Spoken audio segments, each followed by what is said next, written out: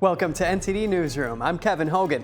A growing list of states are in legal trouble for not handing over their voter information. The Justice Department is now suing 4 more states. And the Treasury is stepping in after investigators say COVID relief money meant for children was stolen and sent abroad. What's changing now? Transportation Secretary Sean Duffy demands that New York adhere to federal regulations on commercial driver's licenses. He threatens to pull over $70 million in federal highway funding if the state fails to comply.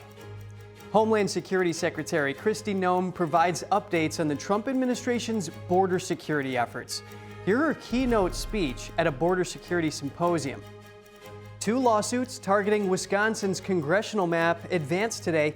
This as newly formed 3-judge panels meet for the first time. Historic flooding in Washington state has left families stranded and homes destroyed. How the heavy rain is just wreaking havoc on the Pacific Northwest. Does the Make America Healthy Again lifestyle bring health benefits? A groundbreaking first-hand investigation into this has some shocking, irrefutable findings.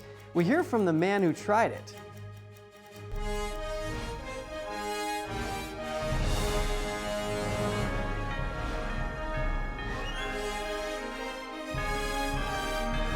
This is NTD Newsroom, live from our global headquarters in New York City. Hi, more states are being sued by the Justice Department over their voting records. The Justice Department has filed lawsuits against Colorado, Hawaii, Massachusetts, and Nevada. That's for failing to provide their voting registrations to the department. The DOJ said the Attorney General has the legal authority to demand statewide voter registries and ensure proper voter registration and voter list maintenance. Colorado argues the Trump administration does not have the legal right to request the information, and Massachusetts said the department did not provide meaningful justification for the request. A lawsuit was also filed against Fulton County, Georgia, over 2020 election records. So far, the Justice Department has filed 18 lawsuits against states for failing to comply with such requests. The U.S. Treasury is tightening financial reporting rules for money service businesses. Secretary Scott Bessent announced the move today following a major fraud scandal in Minnesota's social services system. The Treasury will issue a geographic targeting order to ensure illegal activity is reported to its Financial Crimes Enforcement Network, known as FinCEN. It will also increase security on funds sent to areas of concern, including Somalia. In an ex-post, Bessent said the process will help investigators follow the money. At least 77 people have been charged in COVID relief fraud case, mainly from Somali community. They are also accused of stealing funds meant to feed school children. Bessent said the fraud cost taxpayers hundreds of millions of dollars. Some of that money was sent to Somalia through money service businesses instead of banks. The Treasury already has personnel investigating these businesses, and SinFen will soon issue formal notices of investigation.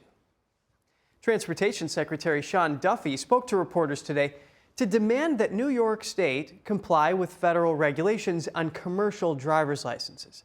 Duffy called New York the worst offender, saying more than half of the state's CDLs have been issued illegally.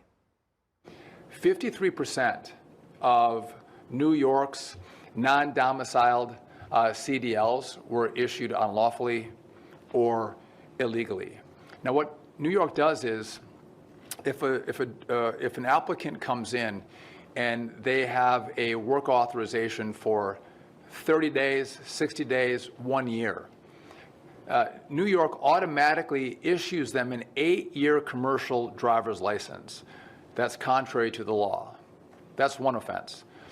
But we also found that New York many times won't even verify whether they have a work authorization, they have a visa, or they're in the country legally. So they're just giving 8-year commercial driver's licenses to people who are coming through their DMV and sending them out on American roadways. And again, they're indeed. Duffy gave New York 30 days to adhere to federal regulations.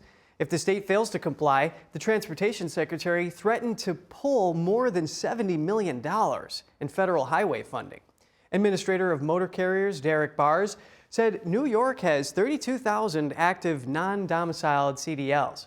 Bars called New York's policies a, quote, systematically grossly unacceptable deviation from a federal safety regulation that has been on the books for a long period of time. New York DMV defends the state's practices, saying it has been complying with federal rules. Duffy has threatened to withhold millions from California, Pennsylvania, and Minnesota after audits found similar issues. Kilmar Abrego Garcia is back in the news. A federal judge today ruled that immigration officials could not detain him. The decision came just hours after his release from immigration detention. Here's more. Abrego Garcia appeared today for a scheduled appointment at an ICE field office. The judge says officials cannot re-detain him until the court conducts a hearing on the motion for the temporary restraining order. Abrego Garcia said he will continue to fight and stand firm against what he called the injustices the government has done to him. Garcia entered the U.S. illegally as a teenager. He currently faces federal charges of human smuggling and conspiracy to commit human smuggling in Tennessee. He has pleaded not guilty to these charges. The Department of Homeland Security says police validated that he's a member of the MS-13 gang in 2019. Hundreds of illegal immigrants arrested in the Chicago area will remain in custody. A federal appeals court continued a pause on their release. Last month, a lower court judge ordered hundreds of detainees to be released on $1,500 bonds. He ruled the government violated a consent decree banning warrantless immigration arrests. A federal appeals court later blocked their release just one day before they could have left detention. During oral arguments last week, the Trump administration suggested people are being released separately in their own cases and requested the pause. The request was granted, pending appeal. Welcome back. Homeland Security Secretary Kristi Noem touting the Trump administration's achievements on border security. She's delivering a keynote address at the annual Homeland Security and Defense Forum Border Security Symposium. We've just reached our 7th month of 0 illegal aliens released into our streets. Border crossings are down over 93% year over year. Meanwhile, we're removing illegal aliens who came in under the Biden administration. By the end of this year, 2.5 million illegal aliens will have left our country. That includes over 600,000 that were detained and deported, but 1.9 million virtually have left voluntarily through our communication efforts. The secretary says that from January to November, ICE alone arrested and removed over 1,100 known or suspected terrorists on the U.S. terrorist watch list. During the same time, the U.S. Coast Guard seized enough cocaine to kill 177 million Americans. That's 2/3 of the U.S. population.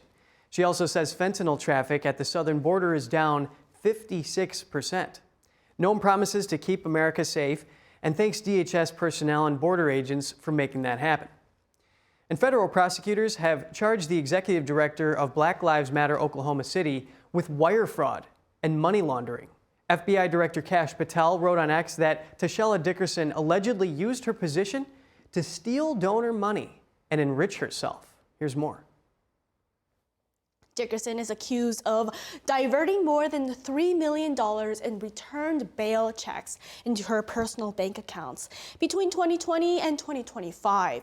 The money was intended for bail assistance and social justice programs, but investigators say it was instead spent on international travel, retail shopping, and over $50,000 in food deliveries, a vehicle, and 6 properties. BML Oklahoma City reportedly raised over $5.5 million beginning in 2020. A federal grand jury returned 25 counts against Dickerson, 20 for wire fraud and 5 for money laundering. She faces up to 20 years per fraud count if convicted. Dickerson said yesterday that she cannot make an official comment on the situation, but said she is safe at home and has confidence in her team. And artificial intelligence is in the spotlight. President Trump signing an executive order yesterday that would prevent states from putting limits on the industry. NTD's Daniel Monahan has more on the move, which seeks to establish a federal standard on regulating AI companies. The order is titled Ensuring a National Policy Framework for Artificial Intelligence. It aims to create a national standard on AI regulations that would forbid any state laws from going beyond its framework and challenge them through the Department of Justice. When they need approvals on things, they have to come to one source. They can't go to California, New York, and various other places like Illinois. Trump says AI is a big part of the economy, and there's only going to be one winner. That's probably going to be the U.S. or China, and right now we're winning by a lot. China has a central source of approval. I don't think they have any approval. They just go and build. Treasury Secretary Scott Bessent suggested China would outpace the United States in innovation if the federal government allowed states to enact their own rules. This is the biggest technological innovation in our country's history. We've seen the canals, we've seen the railroads, we've seen the utilities, we've seen the build out of the internet and the fiber, and now it's AI, and it is pass fail versus China. We have the lead, we've got to maintain it. President Trump's order says the national standard on AI regulation should protect children, prevent censorship and copyright infringement, and safeguard communities. President Trump also signed 5 laws overturning Biden-era restrictions on energy leasing across millions of acres. The states impacted include North Dakota, Montana, Alaska, and Wyoming. Trump signed an executive order yesterday directing the SEC to review rules governing proxy advisors, the firms that guide shareholder voting. Trump singled out 2 foreign-owned proxy advisors, Institutional Shareholder Services and Glass Lewis & Company, that advise clients on how to vote their shares. The president says they use their influence to advance, quote, radical politically motivated agendas by supporting shareholder proposals that require U.S. companies to conduct racial equity audits and reduce greenhouse gas emissions. And President Trump also announced yesterday he's pardoning former Colorado County Clerk Tina Peters, who was convicted of election machine tampering following the 2020 election. Peters was sentenced in August 2024 to 9 years in state prison for allowing unauthorized access to voting machines. Peters previously said her efforts were aimed at upholding election integrity. But the presidential pardon appears to be symbolic. Governor Jared Polis and Attorney General Phil Weiser pointed out that the president can only pardon federal offenses, not crimes tried and convicted under state law. President Trump called Peters a patriot and said she's incarcerated in a Colorado prison for the crime of demanding honest elections. Daniel Monahan, NTD News. The House has blocked an impeachment attempt against President Trump. Lawmakers voted 237 to 140 yesterday to set aside the measure. Here's more. The resolution came from Congressman Al Green, his second attempt this year. He accused Trump of threatening federal judges and denounced Trump's comments criticizing members of Congress who called on service members to disobey what they called illegal orders. House Minority Leader Hakeem Jeffries and his leadership team said in a statement before the vote that impeachment demands a thorough investigative process. The lawmakers argued the Republican majority had not carried out that process. Still, Democratic Party leaders stopped short of formally opposing the resolution and chose instead to vote present. In total, 47 Democrats cast present votes. Republicans dismissed the effort as a distraction and warned Democrats would try to impeach Trump a third time if they take control of the House next year. In a rare bipartisan move, House lawmakers approved a bill to restore collective bargaining rights for nearly 1 million federal employees. The vote was 231 to 195. The first time this term the House has acted to overturn one of President Trump's executive orders. A government that serves the people must also respect the rights of those who serve within it. 20 Republicans joined Democrats to advance the measure, which now heads to the Senate. The bill would undo a March executive order that ended collective bargaining at several federal agencies connected to national security. The Trump administration said the unions had obstructed its agenda, citing authority under the Civil Service Reform Act. The Senate has not yet indicated when it might take up the legislation. 2 lawsuits challenging Wisconsin's congressional maps move forward today. This as 2 newly formed 3-judge panels met for the first time. Both suits argue Wisconsin's 8 districts, 6 currently held by Republicans, are unconstitutionally drawn to favor the GOP. Any final panel rulings can be appealed to the Wisconsin Supreme Court. The fight comes as President Trump works to maintain Republicans' narrow advantage in the U.S. House before next year's elections. Indiana state senators vote down a new congressional map that would have likely given Republicans 2 more seats in Congress. It's the first red state to oppose President Trump's nationwide redistricting push. NTD's Melina Weiskup reports. Some Republican state senators in Indiana say they support the president, but not his push to get red states to redraw congressional lines. And you know what? I voted for him 3 times. I like a lot of the things he's done. I didn't like this. On Thursday, Indiana senators tanked a bill that would have likely given Republicans 2 more seats in the U.S. Congress. 19 ayes, 31 noes. This bill has been defeated. No, please stay quiet in gallery. Thank you. 21 state Republicans voted with Democrats to reject the new map, some citing pushback from their constituents. Splitting these counties into separate congressional districts, I believe, creates confusion and barriers to cooperation.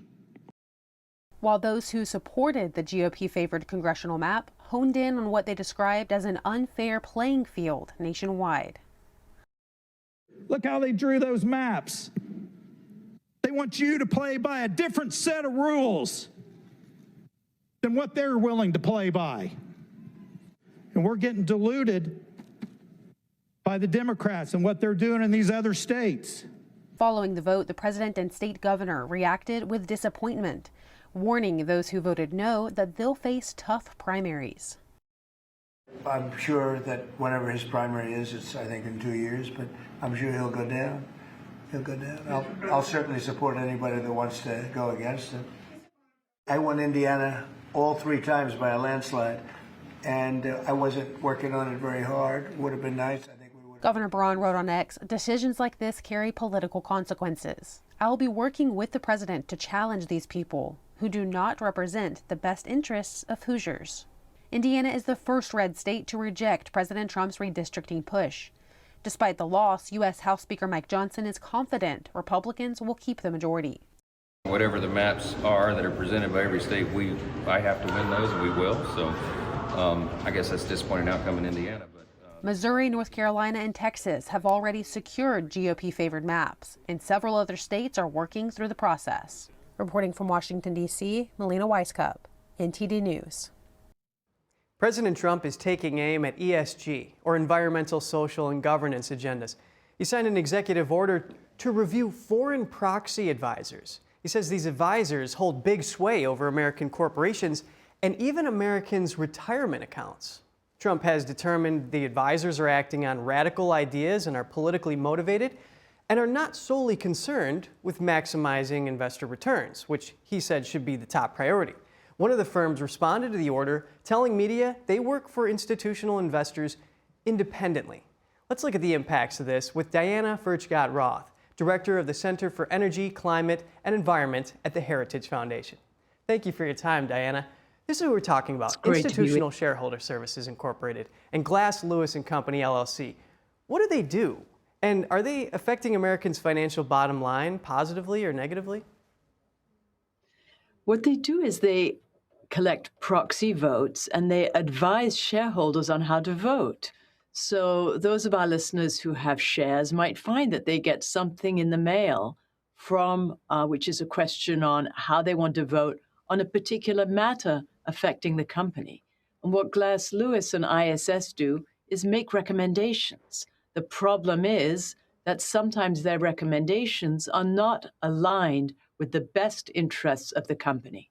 In particular, they're very much focused on environmental, social governance. They have climate transition plans that they often recommend against the advice of the board. And that means that these firms get driven in a different direction from what is most profitable for them.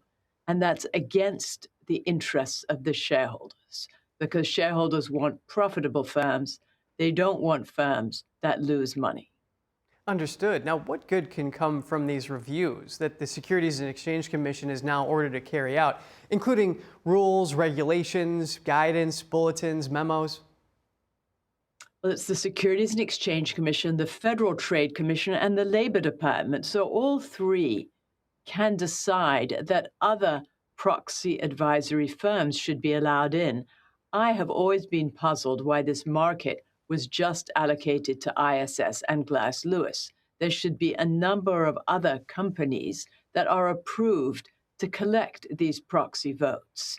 And the Federal Trade Commission in particular will be looking at evidence of antitrust violations, that these two groups basically colluded to take this business and have the same standards, and also that these standards are not in the interests of the American people, they're not in the interests of the firms, and they are foreign-owned. They're owned by Canada and Germany. So these are countries that are propelling an environmentalist agenda, and this agenda is being reflected on the choices American shareholders have. Thank you for explaining that, Diana. And at the same time, we've seen allegations that these ESG policies are costing Americans big bucks by not going with the cheapest energy policies, or even leading to some called indoctrination of employees being forced to take courses, training courses they call them, that don't align with the common knowledge of just how you should normally interact with people. But broadly speaking, how does this new push from the Trump administration fit in with broader efforts to dismantle ESG, and how successful could it be? Well, it could potentially be very successful if other firms are allowed in to collect these proxy votes, and if other firms reflect the preferences of the board. The ultimate challenge for any organization is choosing the best policies and the best qualified people. You don't want to choose on the basis of affirmative action. You want the most qualified workforce that you have. And you don't want to choose on the basis of political correctness. You want to have the least expensive, most reliable fuel. That is going to make your company get further ahead than if they endorse renewables that might cost the firm more, both in the short and the long run. So this could have very positive effects on firm governance and the American economy and shareholders' wallets.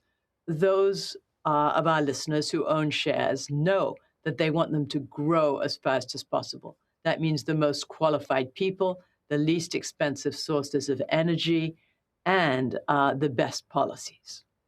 So interesting how this is turning into something political. I mean, it depends on who you ask. If you ask certain people who are not the federal government, they might say that coal isn't that much cheaper than, say, solar or wind power. Where if you ask the government, and they're pretty reliable, they say no, coal is much cheaper. So it's all a big mix. And then the issue of, well, if you get these renewables, where are the solar panels coming from? China. So you're enriching a genocidal regime. It's just something y'all have to weigh when you go about this. Now, you mentioned the FTC and their antitrust investigations, these proxy advisors, and you mentioned that this may be happening. Now, how would that impact Americans if it is? What it would do is it would give American shareholders a broader choice. It would mean that the boards of these companies can rely on shareholders having the most accurate information when it comes to votes, instead of being prejudiced by foreign-owned proxy companies. And I think that that's very important.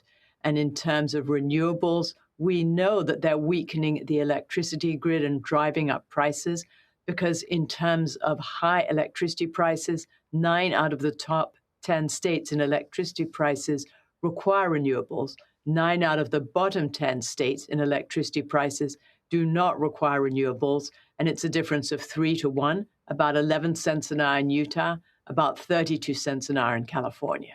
And we know what people like, low electricity prices, because that's better on their wallets.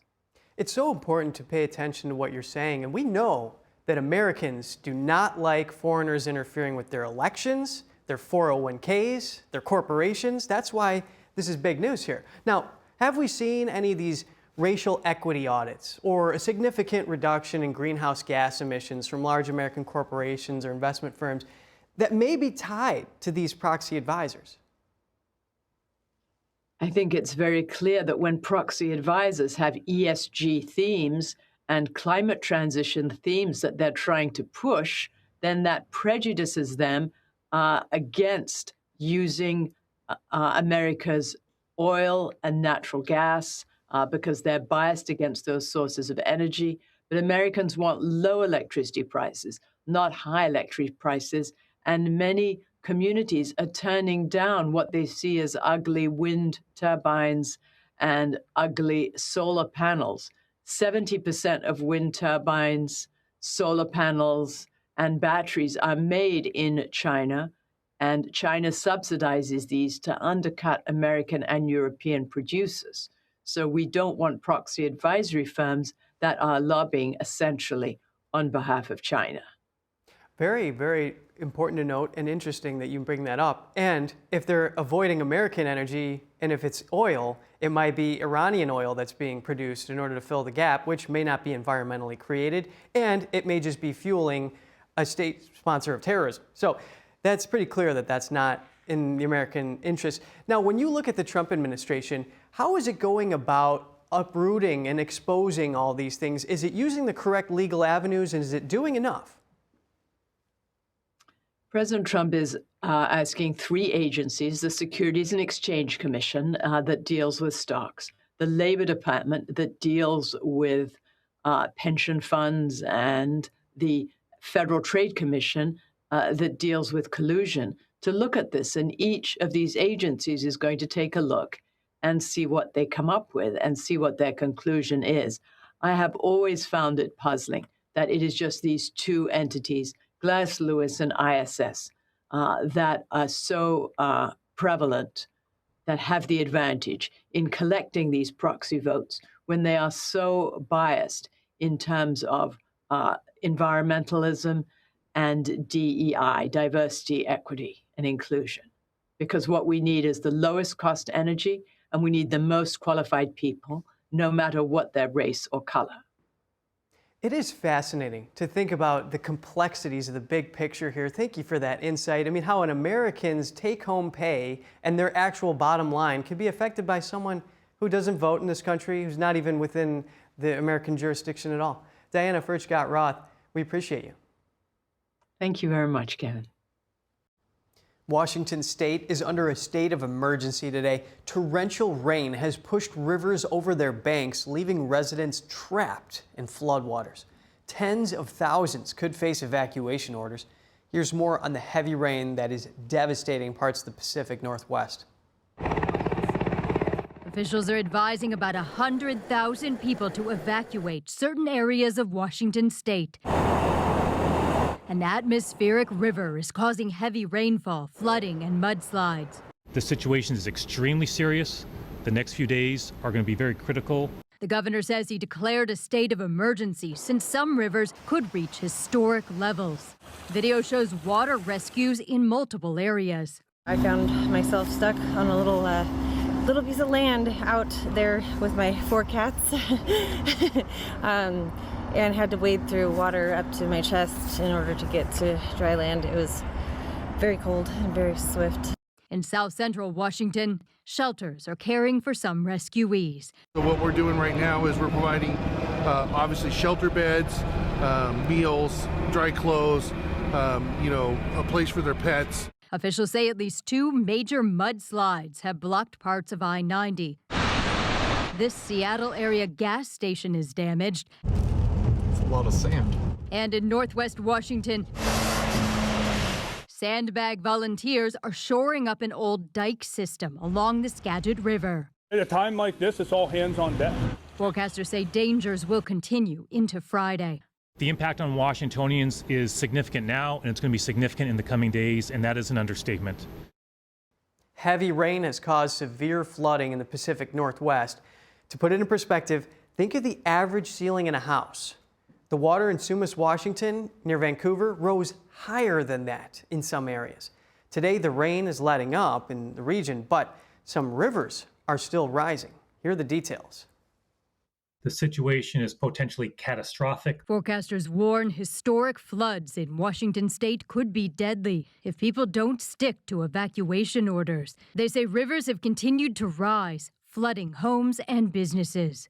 This rescue video is from the Snohomish River outside Seattle. The Skagit River is threatening populated areas farther north. As long as we've been recording the river, it's never gone this high in those areas. So we're deeply concerned. Officials say if levees fail, the property damage could be immense. If the levees hold, which at this point in time they're solid, not saturated, we'll be okay. If they let go, the losses can be in the hundreds of millions.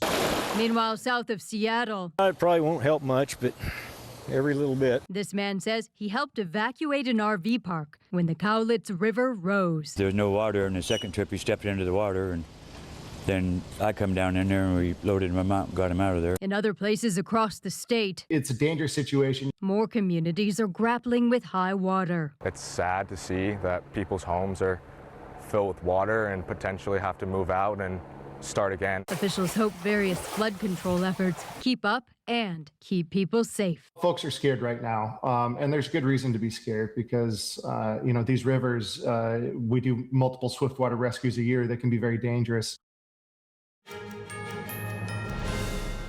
Hi there. On to health.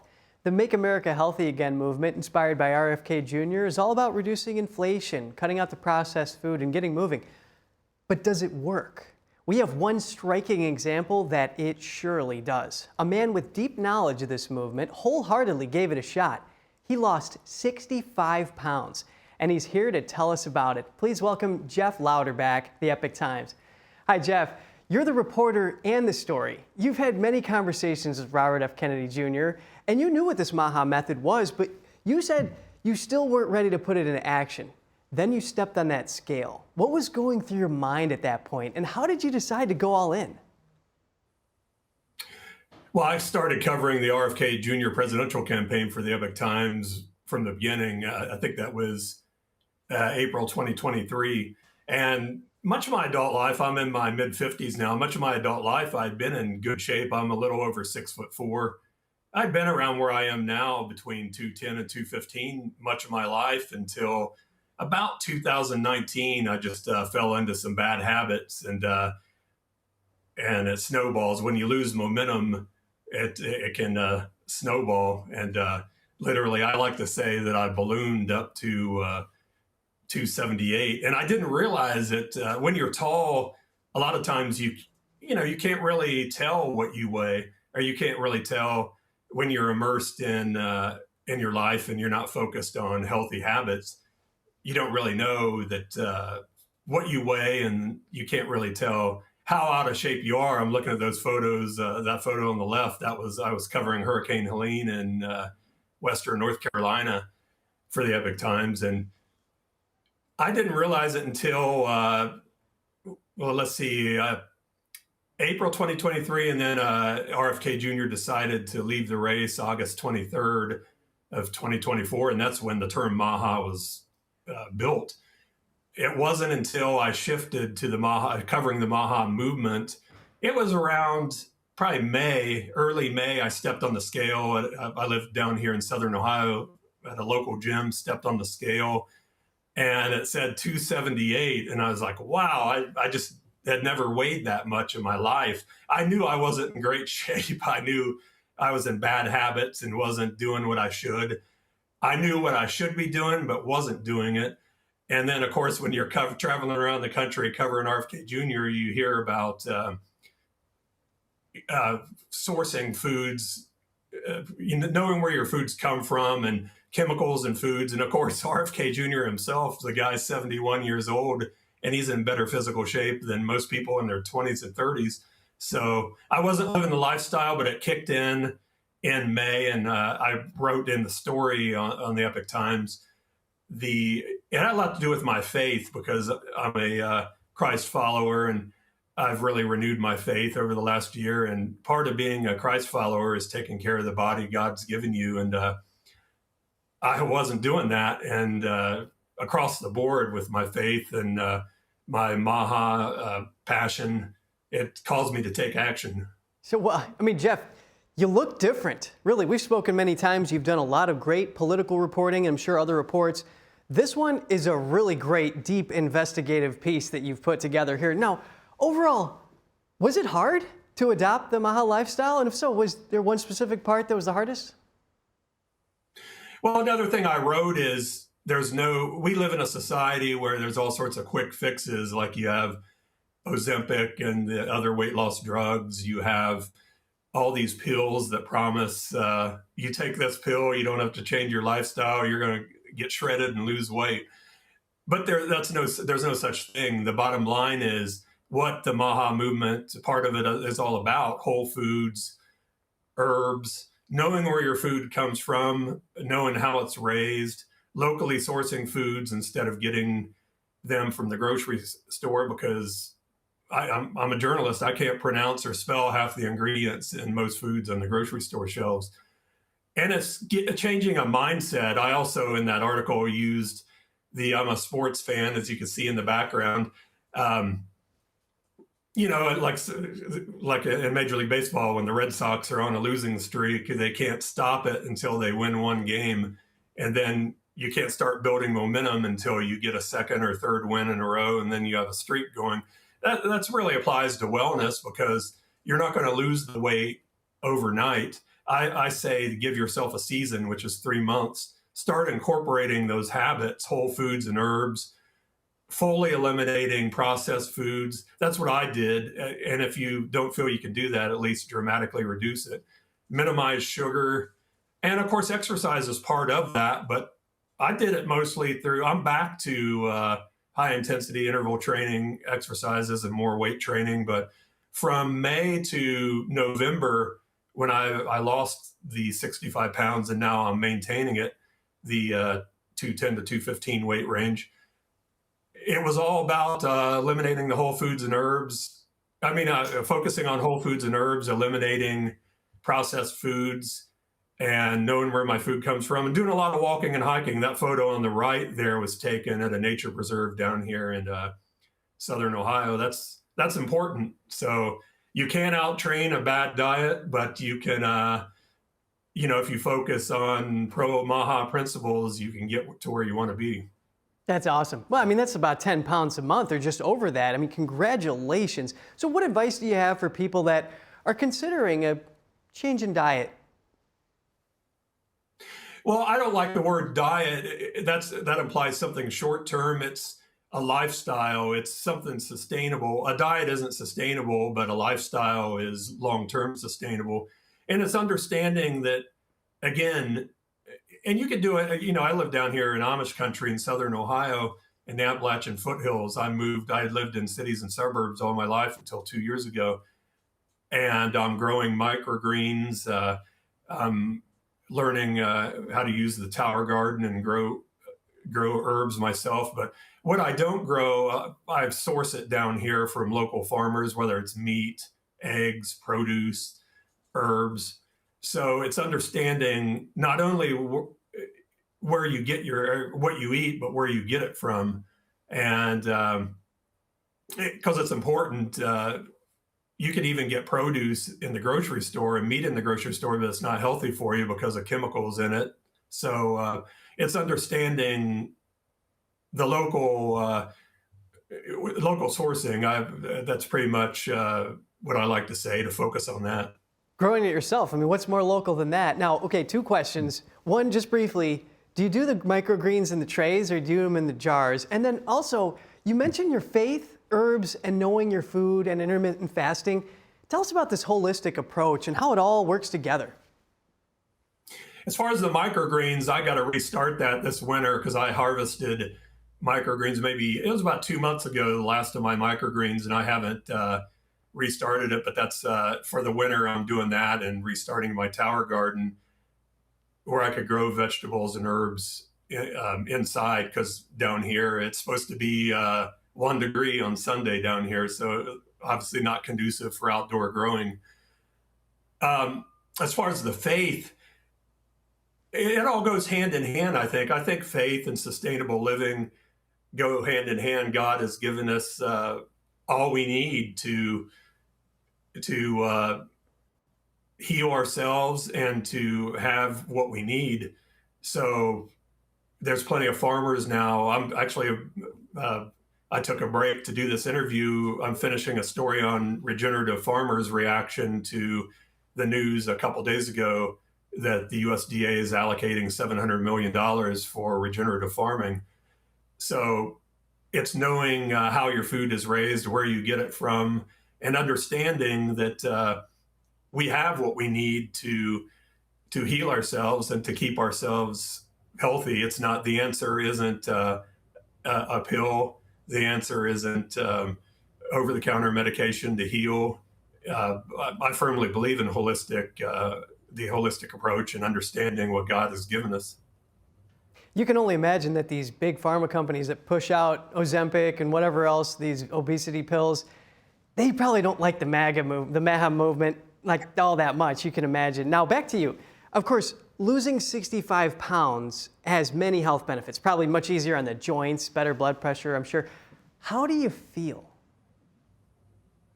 Well, again, this is not something new to me because I had been in good shape, the shape I like to be in back as late as probably like 2019, 2020. I just got out of bad habits. And it's about the mindset. When you're in the right mindset, you accomplish goals and you feel great. Like that photo right there on the left, I wasn't in the right mindset.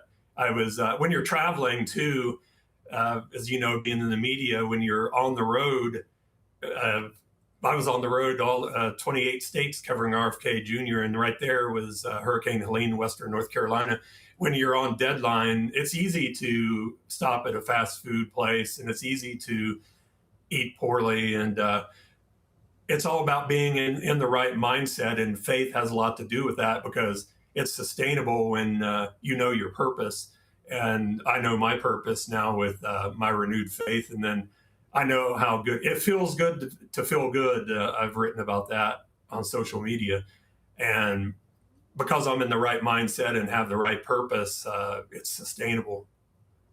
Now, Jeff, candidly, did your faith help you with the diet, or did your diet help improve your faith, or both? I think it was both, but I'm a firm believer. I've been a Christ follower or believer my whole life, but it's different. It's different being a Christ believer and a Christ follower. So when you're a follower, you're leading, you're abiding by biblical principles and values. And really, biblical principles and values go hand in hand with Make America Healthy Again. So, I mean, that's important. So that's what's inspired me to get it started and to keep my momentum, because you need willpower and discipline, especially when you're doing a fast, because fasting has a lot of benefits beyond. Really, fasting is not about weight loss and fat loss. It's about regenerating cells and generating ketones, so among others. So willpower and discipline for me come from God, not myself. So fascinating, Jeff. You know, I used to wrestle in high school and we cut weight. I don't recommend it, but that is hard. So I can imagine that, you know, you really stuck to it. That's good on you. Now, from your firsthand perspective, do you believe that if a large portion of Americans took up the Maha way of life, that it could go a long way in solving the chronic disease epidemic in this country? Yeah, I think that's common sense, really, removing chemicals from food, knowing where your food comes from, eliminating processed foods, because there's nothing.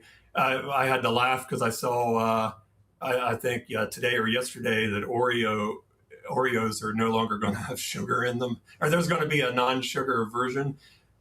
But still, that's, as I think it was Dr. Mark Hyman pointed out, that's still ultra-processed food because artificial sweeteners aren't good for you. So, again, you know, if you exercise and you focus on herbs and whole foods and minimize sugar, good things are going to happen. Incredible. Well, Jeff Louderback, thank you for coming on and sharing your firsthand experience with the Maha lifestyle with us. Thank you for having me.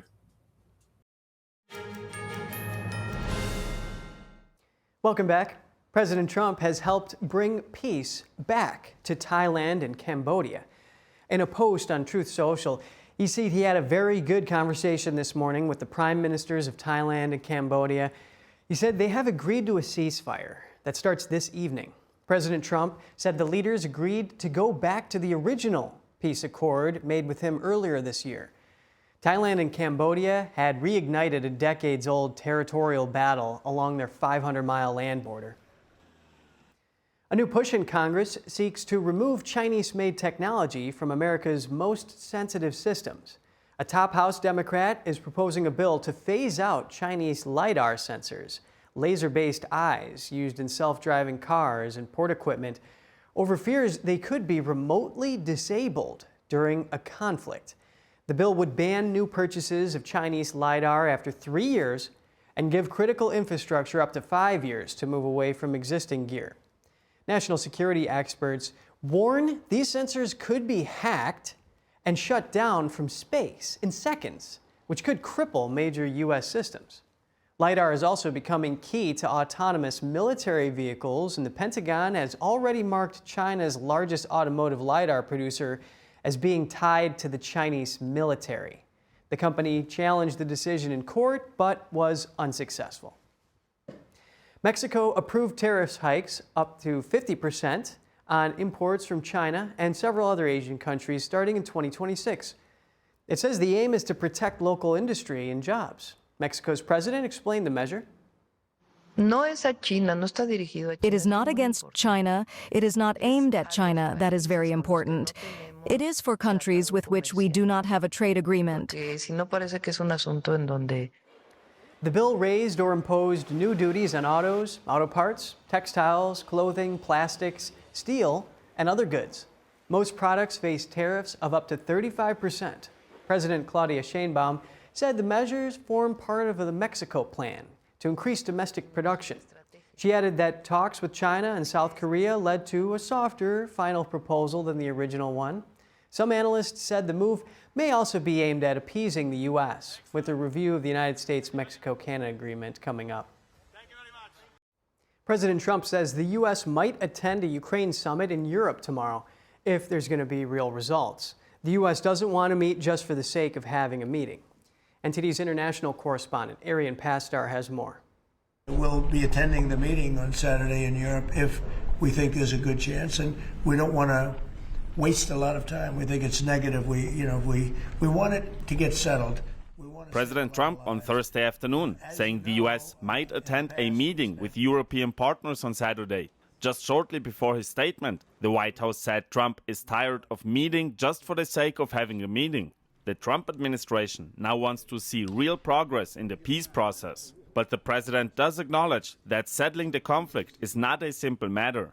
It's 4 or 5 different parts. It's a little bit complicated because you're cutting up land in a certain way. It's not the easiest thing. It's sort of like a complex real estate deal times 1,000, right?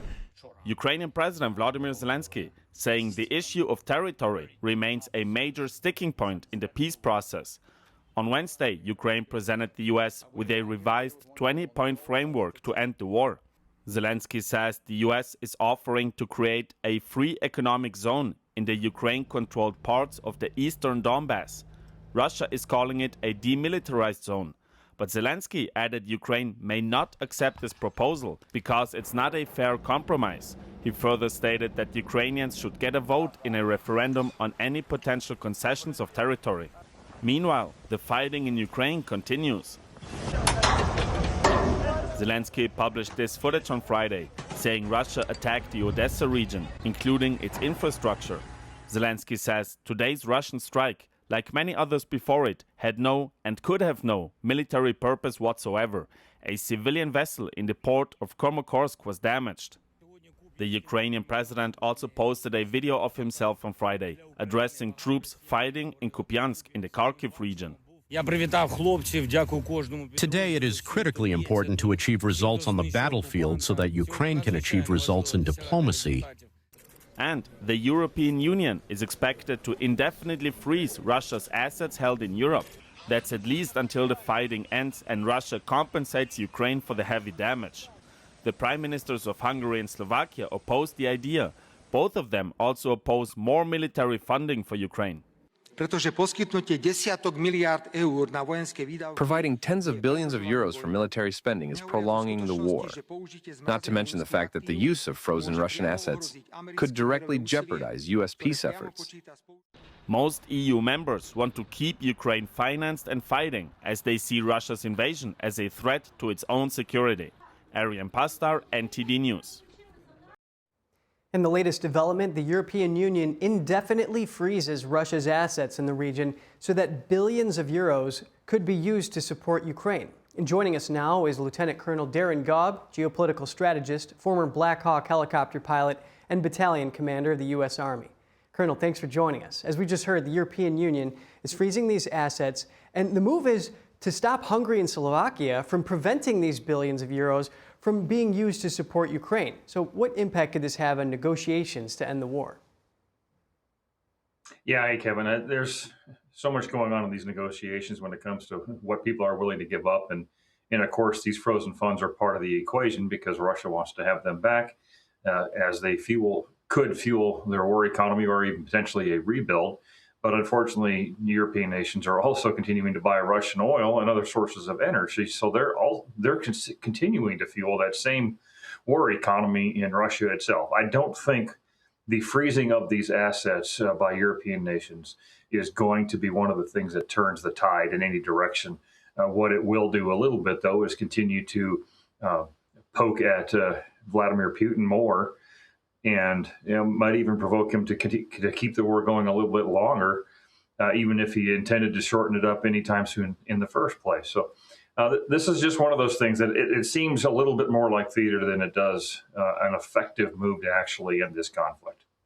I hear what you're saying. It's not going to move the needle much. I mean, there's some buzz online through these, literatures, analyzing all this, saying that the U.S. officials might be hopeful that they could maybe use it as a bargaining chip. We'll see. Now, what is the dispute over territory that appears to be the current sticking point, preventing Ukraine and Russia from agreeing on a peace plan? Yeah, it goes all the way back to the beginning and part of the stated reason for the war in the first place, which is the Russian-speaking peoples of the Donbas region that Russia would say always should have been part of Russia in the first place.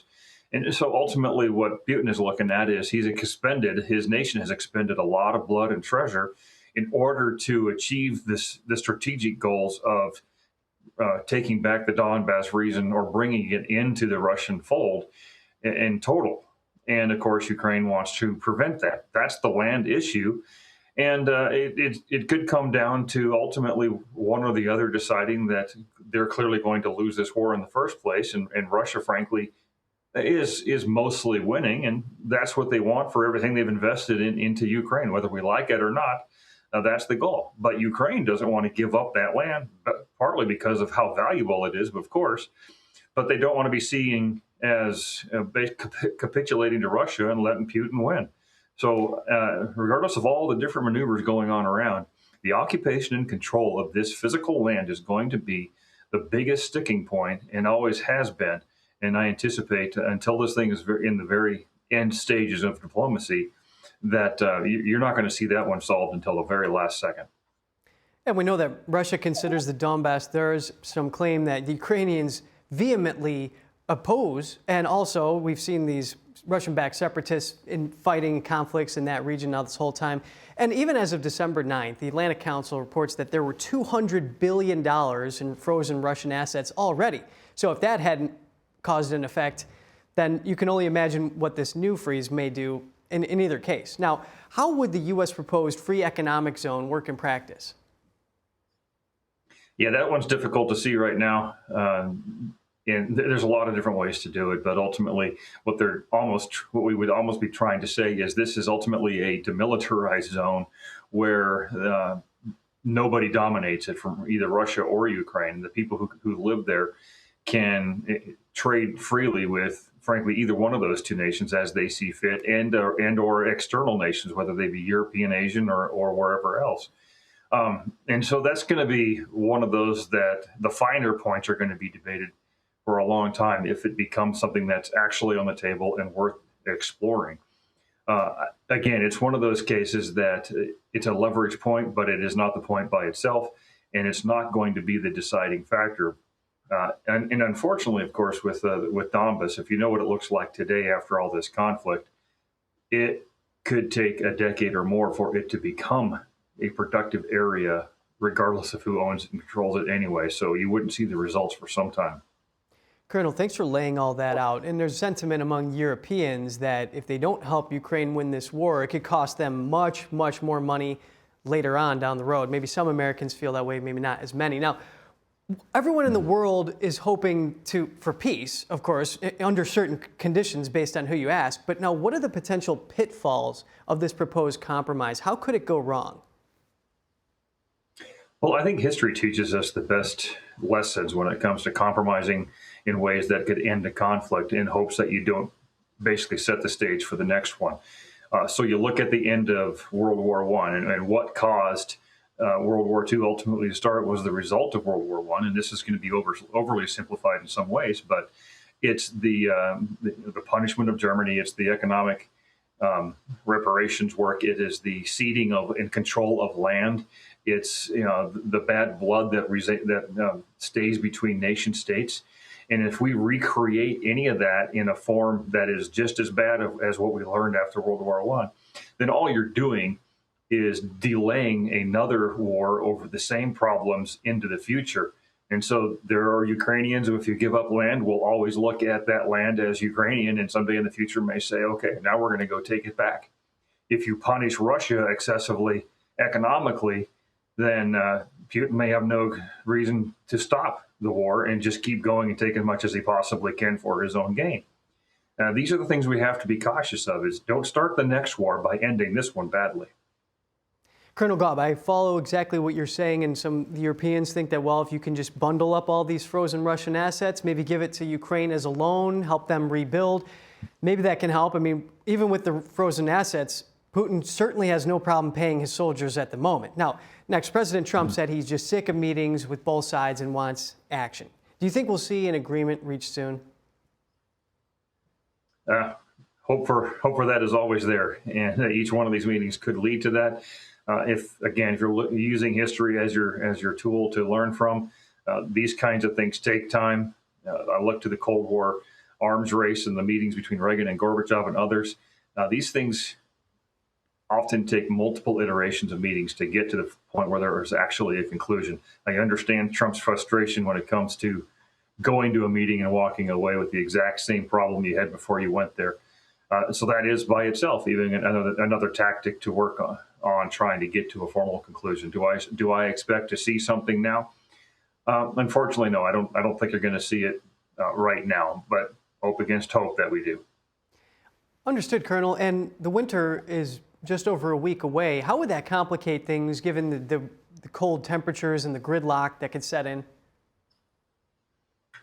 Winter always complicates things there in certain areas. It certainly speeds up movement in some ways because you've got firm services for tanks and various things to move across. But this is becoming a war over access and energy, and whose nation can take the greatest punishment and number of casualties. So that's going to be the biggest thing, is access to those things that can continue a civilization, basically energy access. To keep people warm, for instance. The Ukrainians and Russians are both very good about dealing with winters, but that's the concern with winter, is it just makes everything actually harder. And having been through combat many times in winter conditions, I'll tell you, it takes a simple task and makes it extremely difficult. And the logistics requirements behind fighting in winter are magnified over what it would take to fight in, say, the middle of summer, June or July or something like that. And Colonel, while we still have you on the line, walk with me for a moment here, because when you have a war, I've talked to military personnel, and they say the purpose of fighting a war is to win. So what are the end states here? Russia doesn't want to use a full-scale war. Maybe they don't have the public support. This is a special military operation, and Ukraine can't strike at will. I mean, they may have been given range extensions in their missiles. They can't strike at will in Russia because of certain limitations. And of course, we're all hoping for a diplomatic solution. What's the end state? That is the question that every single conflict needs to have before you engage in it. And it's also the hardest thing to define. Look at our conflict in Afghanistan. We never really actually defined an end state. And so what that leads to is never-ending war. What is the end state here for Zelensky? I think he wants to retain the land that he could stand to lose and rebuild his nation and ultimately defeat Russia and push them out of that land. I don't think that's realistic, but I think that's his end state. I think Putin's end state has always been to control at least the Donbas if he couldn't take even more, given his military capabilities. I think Putin is most likely at this point to achieve his end state, and if that happens, you're going to get him closer to signing a peace treaty. If Zelensky thinks he's losing all those things that he defines as most important, he may choose not to. But the military reality on the ground is what's going to end up defining this, not the wishes necessarily of either side. Well, some things are uncertain, such as how this war may end. Some things are certain, that it's in part draining the world's economy. People are dying, some of them innocent civilians, and we're all hoping for a positive resolution to this. Colonel Gaub, thank you for your time. Thanks, Kevin. Have a good day. Welcome back. Russia, China, and Iran and Cuba condemned the U.S. seizure of a sanctioned oil tanker off the coast of Venezuela. Our Washington correspondent Luis Eduardo Martinez breaks down how this seizure impacts the world's authoritarian regimes. Nicolás Maduro, the leader of the Cartel of the Suns and of the Venezuelan regime, touted his friendship with the Russian regime of Vladimir Putin after the U.S. seized a sanctioned oil tanker off the coast of Venezuela. Valiente el presidente Vladimir Putin de Rusia. I had a long conversation with our elder brother, brave friend, President Vladimir Putin of Russia. He told me, "I want you to know that we unwaveringly support the Venezuelan process, President Maduro, and your efforts to defend your national sovereignty and peace throughout the South American region." The vessel had made port in Iran and China earlier this year and was carrying more than 1.9 million barrels of Venezuelan crude when it was seized, half of which belonged to a Cuban oil importer. The vessel had been sanctioned back in 2022 by the Biden DOJ for having direct links to the Iranian Revolutionary Guard's Quds forces. Venezuelan opposition leader Maria Corina Machado asked the international community to continue seizing sanctioned vessels that help finance authoritarian regimes worldwide. Maduro's regime relies on totalitarian regimes from other parts of the world to attack and harm millions of Venezuelans. Russia, Iran, Cuba, terrorist groups like Hezbollah and Hamas, drug cartels, and the Colombian guerrilla are occupying Venezuela. U.S. lawmakers are divided over the Trump administration's actions in the South Caribbean Sea. Republican senators have asked the administration to also target vessels that are helping sell Russian oil illegally worldwide. This escalation of potential military action against Venezuela is one of the most dangerous steps by presidents in recent history. I think we have to keep in mind that we've had sanctions on Venezuelan oil for some time. I have no problem with this ship being seized. Done it before. I hope we'll do it again. I hope we'll start putting on the table seizing Russian oil tankers. China's a big offender here. They buy Venezuelan oil, they buy Iranian oil, they buy Russian oil. The Ukrainian regime struck this week a Russian tanker in the Black Sea. The so-called shadow fleets that help finance the Russian, Iranian, and Venezuelan regime are on notice. It is estimated that there are over 1,000 oil tankers in this shadow fleet that helps prop up regimes like the Venezuelan, the Russian, the Iranian, the Cuban, and the Chinese Communist Party. Reporting from Washington, D.C., Luis Eduardo Martinez, NTD News. Is the U.S.-China conflict the defining relationship of our time? A forum held yesterday in Washington, D.C. warned of the consequences of a war breaking out in the Indo-Pacific and what the U.S. can do to avoid it. NTD's Washington correspondent Jack Bradley has more. Certainly the United States can afford is another war in the Indo-Pacific, in that region. Because if that region has a regional war breakout, we are in essentially a global war. If a regional war breaks out in the Indo-Pacific region, meaning China, Taiwan, Japan, Australia, that area, then it could result in a global war. That's according to the forum here at the Gold Institute's Strategic Forum at the University Club in Washington, D.C. And this is all happening while the Chinese Communist Party is building up its military at historic levels. The future for the United States of America to continue to get another 250 years out of this experiment is out in the Asia-Pacific Basin or the Indo-Pacific Basin. This century is going to be defined by the relationship between the United States and China, or more broadly, the United States and that of the region of the Indo-Pacific, or Asia-Pacific. As for national security, one part of that is economic security and the necessity for reshoring critical minerals and other aspects vital to supply chains that were slowly dominated by China over the past few decades. And for those of you who say, well, you know, I live in Texas, I got my guns, good luck finding ammo when you don't manufacture gunpowder. Good luck staying in the fight when you don't have access to any medicine. Good luck when you're transporting goods when you don't have any ships. Panelists said that China is trying to drive a wedge between the U.S. and smaller nations in the region with its Belt and Road Initiative. That's where China gives out loans to those countries that they can never repay, and thereby taking control of their infrastructure and national sovereignty. And while they're there, by the way, we can help you train your police force, and oh, by the way, we can help you train your journalists. One central message to ensure regional stability is the reunification of North and South Korea as a democracy. Unification is so important because then we can have economic strength to North Korea and people can be free. The Republic of Korea, as well as Japan, they sit at the doorstep of 3 nuclear weapon states. And that's why it's critical for the US and its allies to push back against Chinese aggression. A strong South Korea, a strong Japan, taking a look at and supporting the island nations in that general vicinity. That's a buffer. We need to work together, America and South Korea, as a brotherhood, as an extension of our territory. Now, the forum is calling for strengthening military alliances in the Indo-Pacific, as that is the strongest power to deter China that the U.S. has. Reporting from Washington, D.C., Jack Bradley, NTD News. Moves to combat the censorship of Americans by foreign regulatory powers. The proposed Wyoming Granite Act would serve as a sword and shield to push against fines and defend against threats to free speech. It's also being considered at the federal level. NTD's international correspondent Malcolm Hudson brings us more.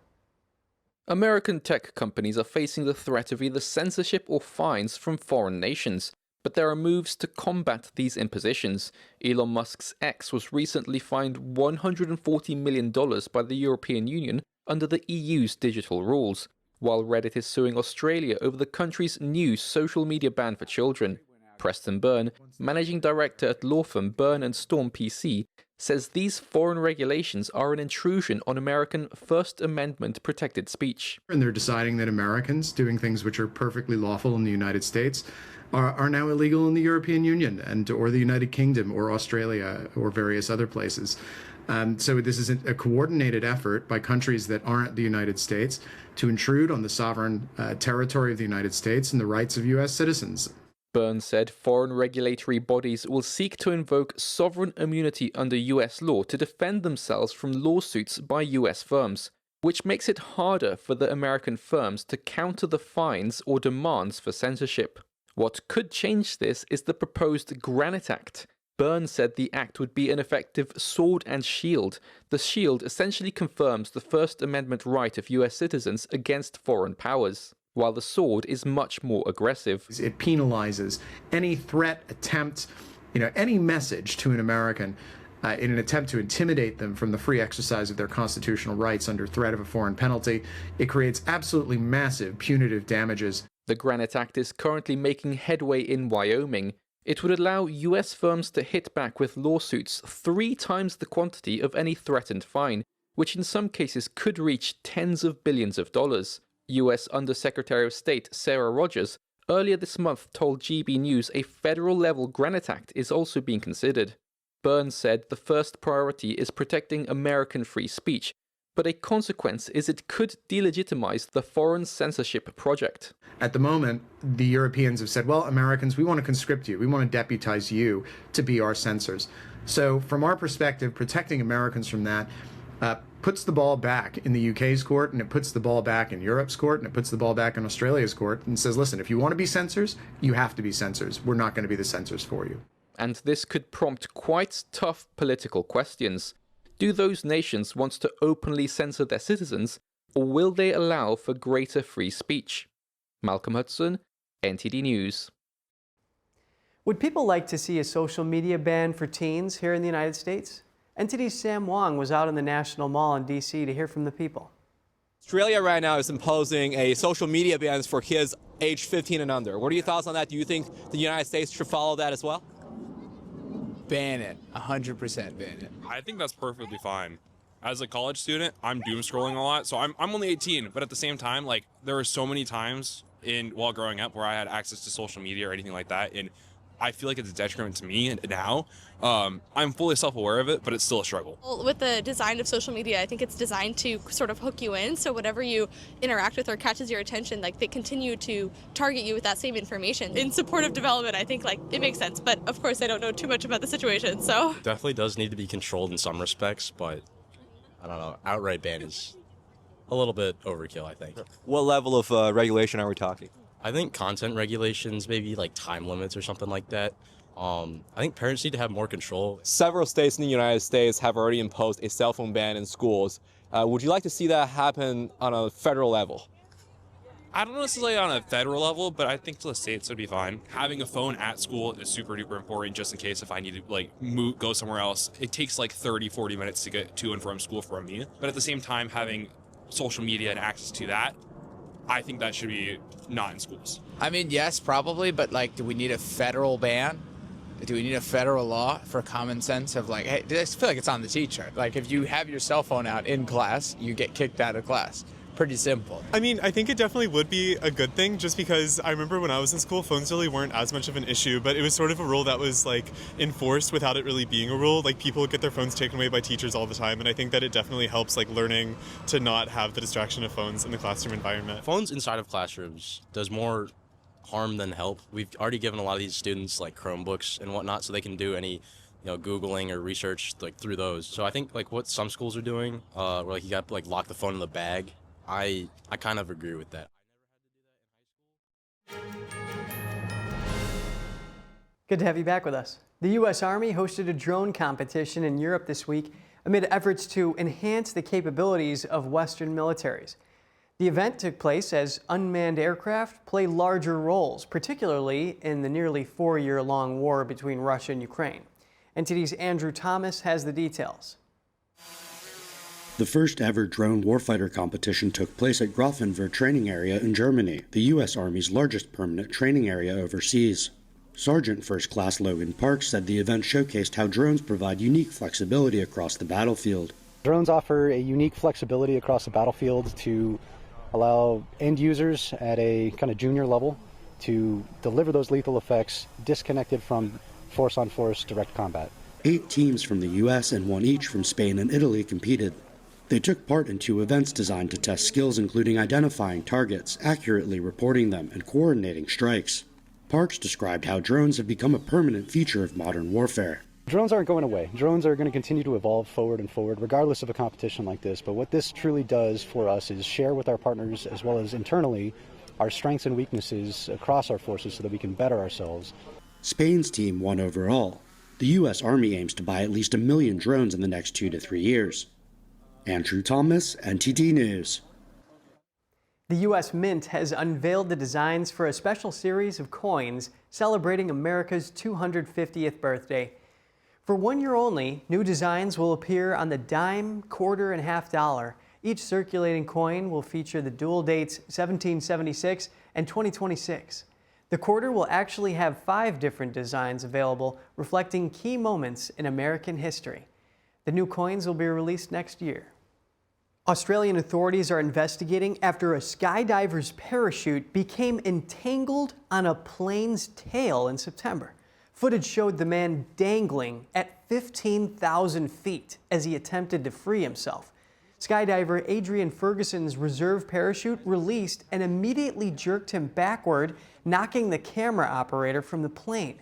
After several seconds, Ferguson was able to use a hook knife to cut himself free. He sustained minor leg injuries. The pilot was left with 2 skydivers aboard and fought to control the plane with part of the chute still tangled around the tail. He made a mayday call and was prepared to bail out wearing an emergency chute, but was able to land safely. The pilot and the other skydivers on board the aircraft were not hurt. A London market features handcrafted items for shoppers looking for unique Christmas gifts. Artisans and entrepreneurs are offering products that can't be found anywhere else. NTD's Andrew Thomas has more. This is the Salad Days market at London's Battersea Power Station. Sarah Brown is an artist, designer, and content creator. She's been busy this holiday season. I've been making so many different things. So I've got a lot of hand-embellished decorations for the tree or for anywhere really. We've got some sequin ones, some paisleys that I've made that are laser cut out of acrylic, hand-painted vintage baubles, and just honestly everything I can make sparkly and beaded. Yeah, I've tried to make it. Imogen Rhodes Davies is the founder of Imogen Melissa. She started her company in 2020. So I've got all of the handmade decorations which are perfect for gifting, perfect for that person that you don't know what to buy for because they've got everything. You can always get them a decoration. Rhodes Davies says she's proud that she's turned her hobby into a business. So I took it full-time last year, and it definitely took some time to get to that point. Because I think, yeah, getting that constant revenue stream coming in is quite difficult when you work for yourself. But I do lots of workshops, which has really helped with that. Visitor Gannett Randall says she appreciates individual handcrafted products. She also takes pride in spending locally. I think supporting small businesses is really important. I mean, especially like in the economy, supporting a small business actually has great impact. Olivia Odlum Tinker and her sister Daisy started Salad Days 6 years ago. The twin sisters have hosted more than 80 markets around London. The biggest thing that has changed is our growth. So we started out, we didn't even have an Instagram account, we didn't have a website, we had nothing. Obviously now we're 6 years later, we have nearly 100,000 followers on Instagram, we have 20,000 followers on TikTok, 10,000 subscribers on our newsletter, so just our community has grown massively. The next Salad Days market will run this weekend from December 13th through the 14th. Andrew Thomas, NTD News. More than 18,000 Amtrak workers are getting a Christmas bonus. Transportation Secretary Sean Duffy made the announcement following a record year of ridership and revenue. Duffy said Amtrak's executives decided to forego 50% of their bonuses to pay the employees. In the announcement, Duffy touted what he called a golden age of travel. He said in his statement, quote, "We rely on our incredible workforce, including our unionized workers at Amtrak, to make it all possible." According to its annual report, Amtrak set all-time records in 2025 with over $2.7 billion in ticket revenue from 34.5 million riders.